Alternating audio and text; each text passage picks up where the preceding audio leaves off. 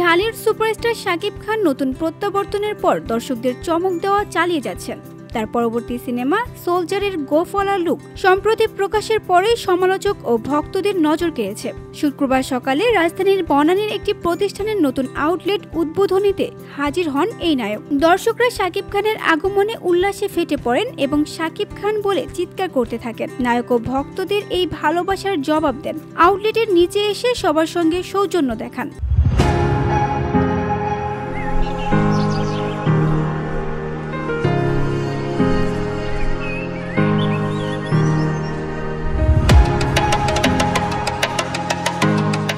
কিছুদিন আগে প্রকাশিত হয়েছে শাকিব খানের পরবর্তী সিনেমা সোলজারের লুক, যার বিশেষভাবে নজর কেড়েছে সবার। সেই লুকে এবার হাজির হয়ে সবাইকে চমকে দিলেন ঢালিউডের কিং খান। নির্মাতা সাকিব ফাহাদ নির্মাণ করেছেন সোলজার সিনেমা। এতে তার বিপরীতে অভিনয় করেছেন ছোট পর্দার অভিনেত্রী তানজিন তিশা। সবকিছু ঠিক থাকলে আগামী বছর সিনেমাটি মুক্তি পাবে। VOD Bangla news desk.